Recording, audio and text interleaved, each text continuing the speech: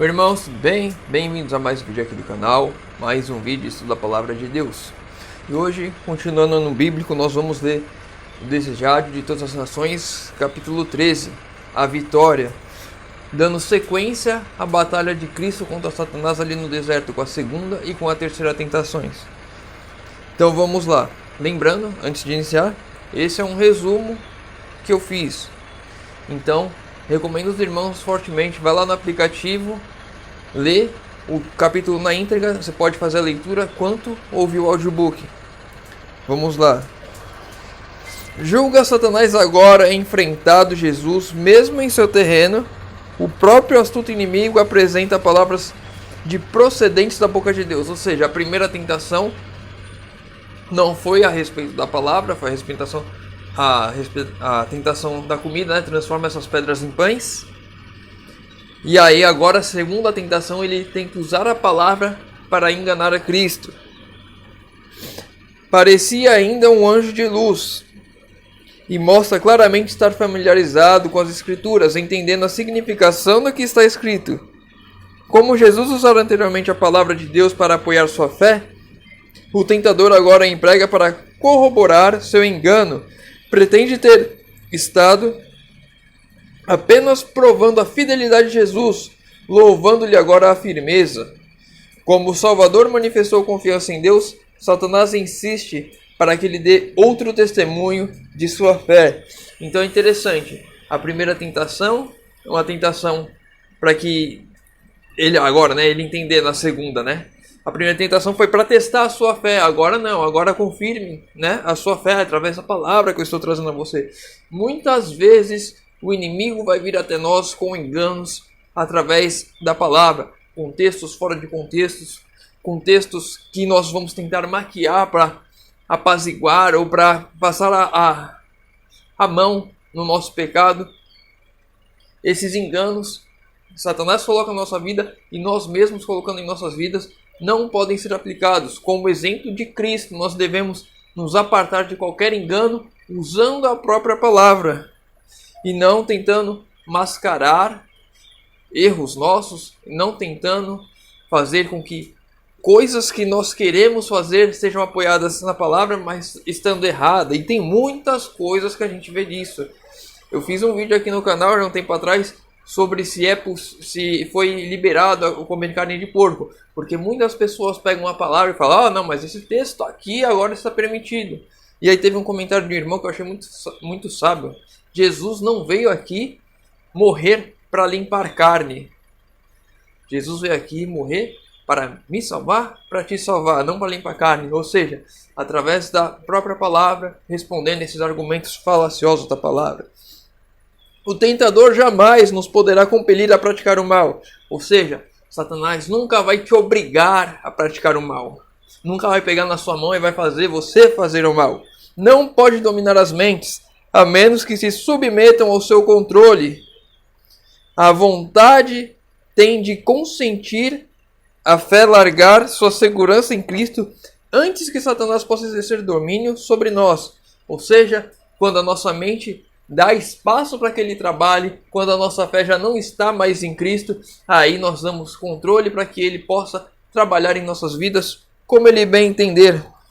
Mas todo desejo pecaminoso que nutrimos lhe proporcione um palmo de terreno.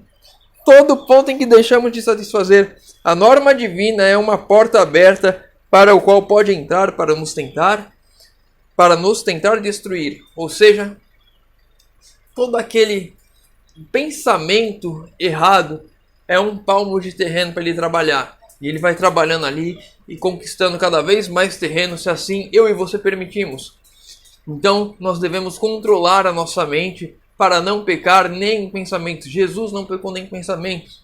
Jesus, como nosso exemplo, como nosso guia, deve ser a base daquilo que almejamos alcançar. Não por forças próprias, mas através do poder de Deus atuando em nós. Então podemos chegar nesse ponto de não pecar nem em pensamento.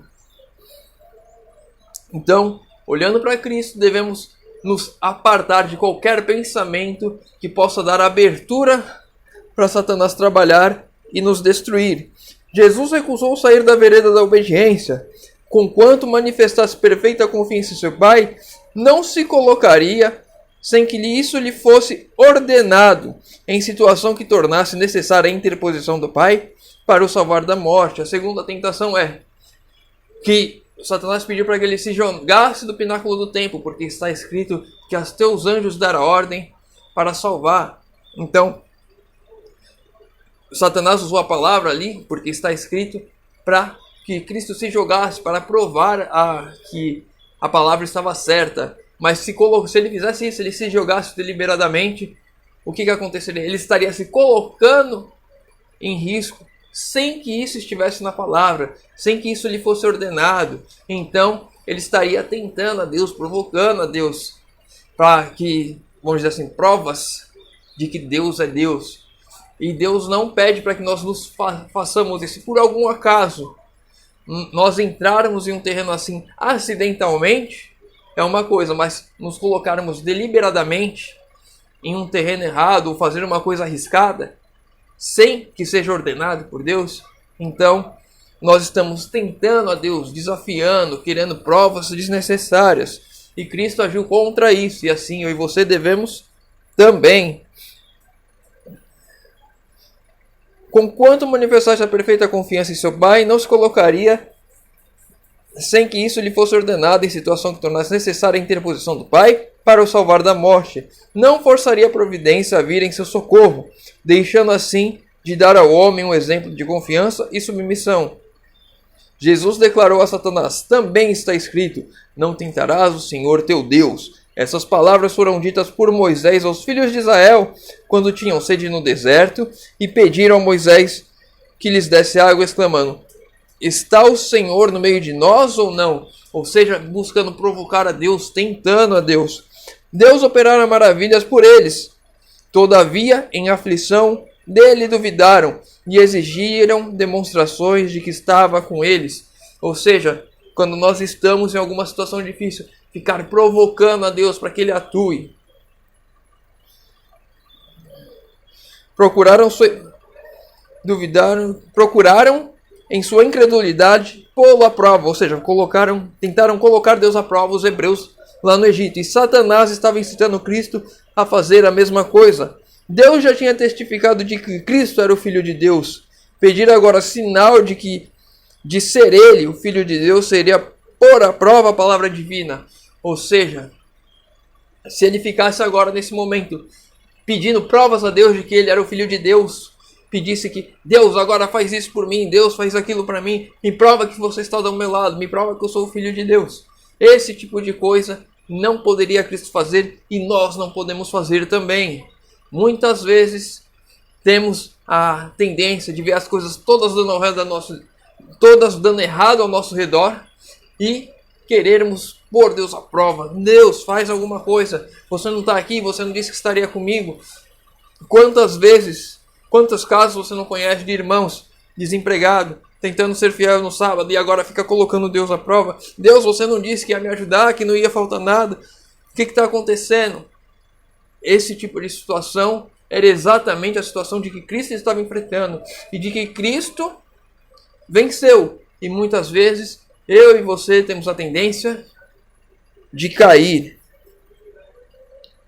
Não devemos apresentar ao Senhor nossas petições para provar se Ele cumpre a sua palavra, mas porque as cumpre, não para provar que Ele nos ama, mas porque nos ama. Lê de novo. Não devemos apresentar ao Senhor nossas petições para provar se Ele cumpre sua palavra. Não devo pedir provas a Deus de que Ele cumpra a sua palavra, porque Ele cumpre, porque Ele nos ama, e Ele não vai cumprir a palavra. Ele não vai se provar porque Ele nos ama. Ele já nos ama, Ele já provou isso na cruz, já tinha provado muito antes, e Ele não tem que ficar provando a cada dificuldade que eu e você temos na vida. Temos de ser firme e confiar naquilo que já foi feito, naquilo que está escrito. Mas a fé não é de maneira nenhuma aliada à presunção. Somente o que tem verdadeira fé está garantido contra a presunção, pois presunção é a falsificação da fé, operada por Satanás. A fé reclama as promessas de Deus e produz frutos de obediência. A presunção também reclama as promessas, mas serve-lhes delas como faz Satanás para desculpar a transgressão.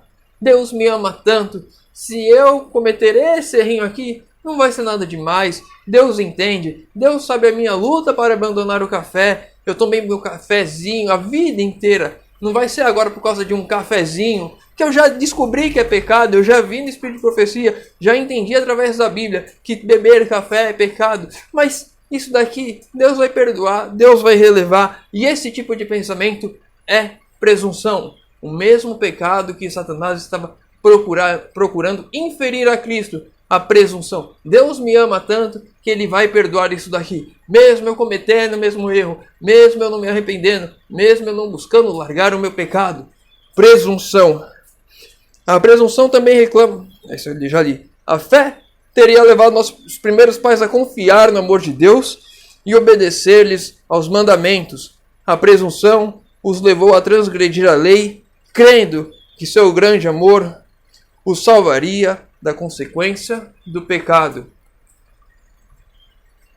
Adão e Eva acreditaram que essa pequena transgressão, só comer um fruto, não era o suficiente para que o amor de Deus os fosse banir ali, que eles não iriam morrer só por causa daquela pequena transgressão. Presunção. Não é ter fé pretender o favor do céu sem cumprir as condições às quais é concedida a misericórdia. A fé genuína baseia-se nas promessas e providências das Escrituras. Se eu tenho fé, se eu acredito de fato, eu vou ser obediente, vou buscar fazer tudo aquilo que me corresponde, abandonar as coisas erradas que eu faço, abandonar os meus pensamentos errados, abandonar as práticas erradas que eu estou fazendo, confiando que Deus vai sim me perdoar e vai me aceitar. E não achar que Deus vai me aceitar, continuando nos meus pecados, porque eu sei que Deus perdoa, porque Deus é amor. Muitas vezes, quando Satanás falhou em incitar desconfiança, consegue êxito em nos levar à presunção. Se consegue pôr-nos desnecessariamente no caminho da tentação, sabe que tem vitória. Deus há de guardar todos quanto andam no caminho da obediência. Apartar-se dela, porém, é arriscar-se no terreno de Satanás. Quando eu me aparto da obediência, quando eu falo assim, isso daqui não é suficiente para Deus me abandonar, Deus continua ao meu lado, Deus me ama de qualquer jeito, Ele vai me perdoar disso, mesmo eu cometendo esse pecado. Eu estou dando passos no terreno de Satanás, me colocando ali próximo a Ele, onde estou eu e Ele, sem Deus, para me proteger, porque eu me coloquei nessa situação. Então, agora eu preciso, se eu quiser sair dessa situação, me arrepender de fato, colocar minha vida nas mãos de Deus, para que Ele faça aquilo que tem de ser feito, aquilo que eu não consigo fazer mais. Mas, se eu quiser continuar ali, achando que Deus vai me salvar, mesmo desse jeito, eu estou cada vez sendo mais enganado por Satanás, e cada vez mais sendo levado à perdição. Enquanto não devemos perder o ânimo quando assaltados pela tentação, frequentemente, quando colocados em situação probante, duvidamos de que tenhamos sido guiados pelo Espírito de Deus. Lê de novo. Entretanto, não devemos perder o ânimo quando assaltados pela tentação. Não devemos nos desanimar por causa que as tentações estão ao nosso redor. Frequentemente, quando colocados em situações probantes, quando estamos em prova, quando coisas estão vindo para me provar, não devemos colocar que temos sido guiados por Deus. As provas não são ali um problema. As provas não querem dizer que eu me afastei de Deus ou que eu não estou obedecendo a Deus. E muitas vezes Deus me guia até ali, assim como Jó foi guiado até ali, assim como Jesus foi levado até o deserto. As provas estão ali para Deus nos mostrar que podemos melhorar e transformar o nosso caráter. Não devemos tomar como desânimo as provas. E não devemos muito mais nos entregar e abandonar a fé por causa das provas. Foi, nem tanto, o guia do Espírito que dirigiu Jesus para o deserto, para ser tentado por Satanás. Quando Deus nos leva à provação, tem um desígnio a realizar para o nosso bem. Jesus não presumiu das promessas de Deus, indo sem que lhe fosse ordenado ao encontro da tentação, nem se entregou ao acabrunhamento quando ela lhe sobreveio. Tampouco o devemos fazer. Eu e você não devemos ceder à tentação ou esmorecer nossa fé por causa da provação. Não. Devemos mostrar que de fato ela está firmada na palavra, que de fato temos confiança de que as promessas de Deus vão se cumprir quando Ele as quiser cumprir, no momento que Ele as quiser cumprir. Não importa quanto tempo demore, não importa as circunstâncias que aconteçam em minha vida, as promessas de Deus vão se cumprir no momento que Ele determinar. E essas coisas, as provas, as tentações, não devem me afastar do caminho de Deus. Assim como Cristo fez no deserto, eu e você devemos ter essa lição para a nossa vida. Jesus saiu vitorioso da segunda tentação, e então Satanás se manifesta seu verdadeiro caráter. Foram 3 tentações, as 3 tentações que assolam toda a humanidade. Numa das 3, nós tendemos a cair. Devemos suportar as 3, assim como Cristo, para seguir. E na terceira tentação, aí sim vemos Satanás em seu verdadeiro caráter, sem meias verdades, sem usar a palavra para enganar, agora se mostrando quem é de fato. Não se apresenta, todavia, como aquele horrível monstro de pé de cabra e asas de morcego. Embora decaído, é poderoso anjo, declara-se o chefe da rebelião e o Deus deste mundo. A missão de Cristo só podia se cumprir através de sofrimento. Achava-se diante dele uma existência de dores, privações, lutas e morte ignominiosa.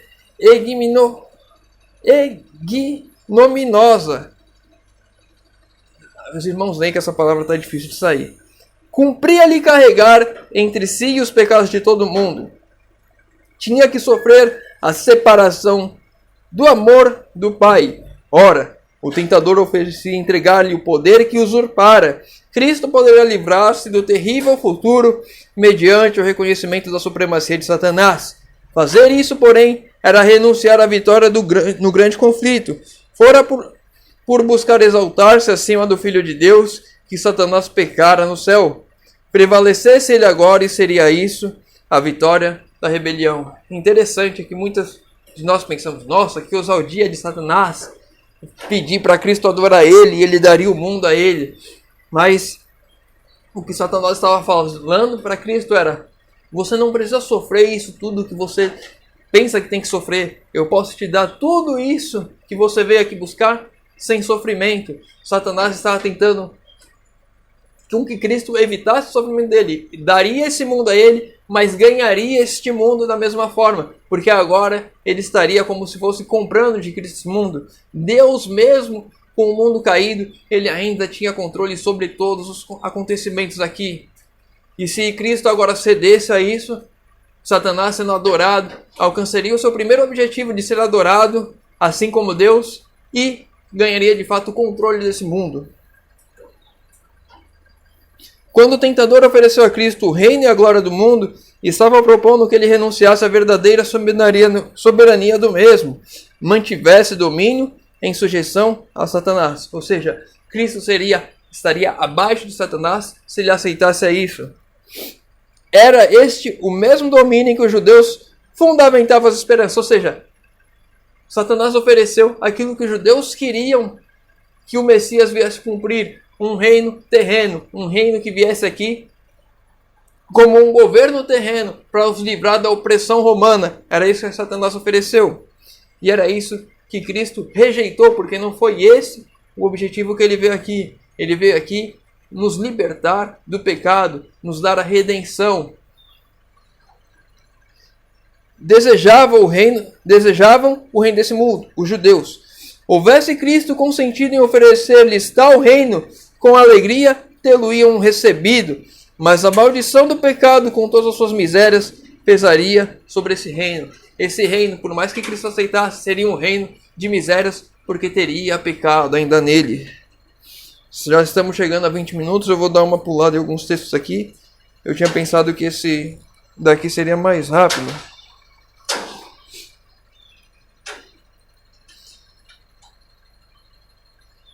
Esse aqui. Assim podemos resistir à tentação e forçar Satanás a retirar-se de nós. Jesus obteve vitória por meio da submissão e fé em Deus, para que eu e você tenhamos vitória sobre qualquer tentação, sobre qualquer provação, sobre a tentação de obtermos o domínio desse mundo, riquezas, facilidades em nossa vida. Devemos nos submeter a Deus, ter fé em Deus, confiar em Deus.